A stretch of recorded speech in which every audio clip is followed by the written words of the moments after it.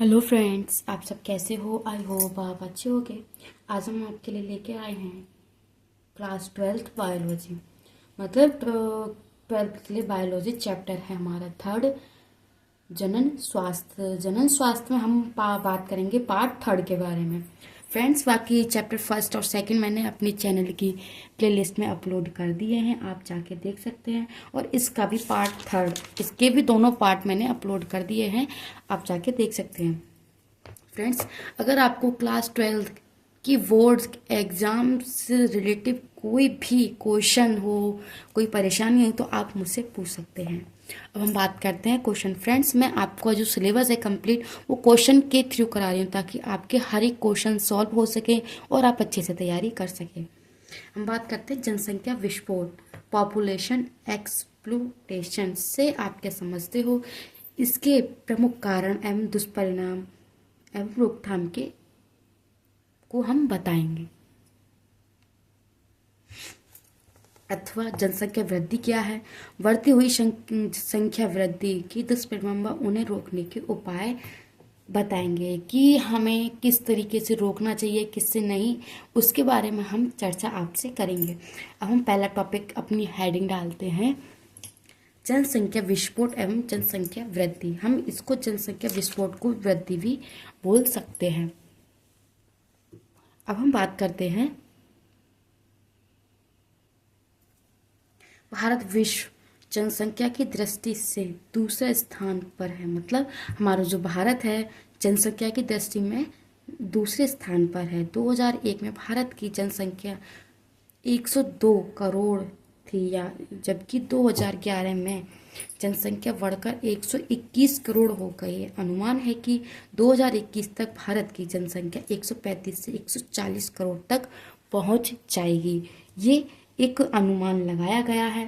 अब हम आगे देखते हैं कि एक निश्चित समय अंतराल में किसी स्थान की जनसंख्या में होने वाली वृद्धि जनसंख्या वृद्धि कहलाती है। फ्रेंड्स, ये मैंने आपको डेफिनेशन की, आपको किस तरीके से लिखना है, किससे नहीं। अगर आप शॉर्ट फॉर्म में भी लिखना चाहते हैं तो आप इसको लिख सकते हैं। अब हम बात करते हैं मनुष्य की जनसंख्या वृद्धि के कारण, मतलब किन किन कारणों में मनुष्य की जो जनसंख्या है वो वृद्धि कर रही है, उनके बारे में बात करेंगे। मनुष्य की जनसंख्या वृद्धि के निम्नलिखित कारण हैं, जैसे कि फर्स्ट, निरक्षरता।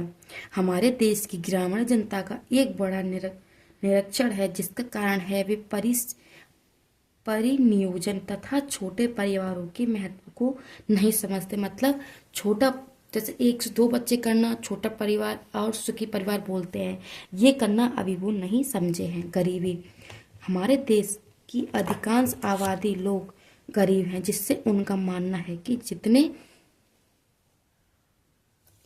बच्चे अधिक होंगे उतने ही अधिक काम कर लेंगे और उनकी गरीबी दूर करेंगे। लेकिन ये एक गरीबी को एक बढ़ावा है, क्योंकि अधिक से अधिक बच्चे करेंगे तो उनके लिए खपत, रहने खाने पीने के लिए भी अधिक से खपत की जरूरत होती है, उससे हमें गरीबी देखने को मिलती है।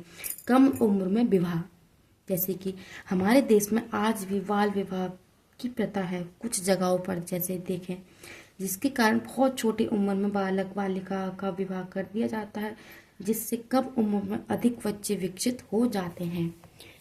कम उम्र में अधिक बच्चे होने के कारण ये एक कारण देखने को मिलता है। अब हम बात करते हैं मृत्यु दर में निरंतर कमी।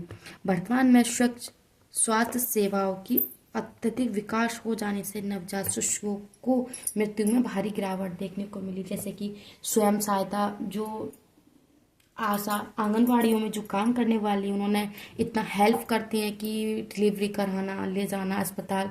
अब क्योंकि अब अस्पतालों में ही सारे काम किए जाते हैं, तो बच्चों की मृत्यु दर में कमी देखने को मिल रही है। इससे हमें एक कारण ये भी देखने को मिलता है। अब हम बात करते हैं सामाजिक रीति रिवाज। भारत में बेटी का जहाँ में परिवार में बच्चों की संख्या निरंतर बढ़ती जा रही है, क्योंकि समाज में लड़कियों की तुलना में लड़कों को वंश को चलाने वाला मानते हैं, क्योंकि लड़कियों को कम चाहते हैं, लड़कों को ज़्यादा चाहते हैं, क्योंकि लड़के वंश चलाते हैं।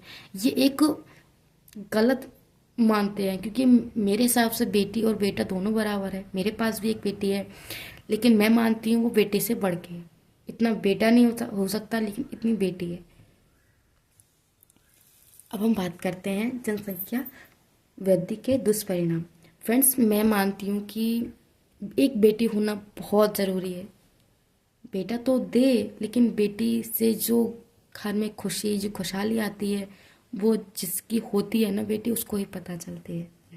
अब हम बात करते हैं फर्स्ट, जनसंख्या वृद्धि से आवास की समस्या पैदा हो जाती है। मतलब ज़्यादा बच्चे होते हैं तो आवास में भी दिक्कत आती है। वायु, जल व मृदा का प्रदूषण बढ़ जाता है। जल भी, वायु की जो, जब हम ज़्यादा हो जाते हैं तो सांस लेना, वायु की खपत होना, मृदा, खेती ज़्यादा करना, ये दुष्परिणाम देखने को मिलते हैं। पानी योग्य जल का अभाव हो जाएगा। यातायात परिवहन की समस्या अधिक से अधिक करने से हमें अधिक समस्या देखने को मिलती है।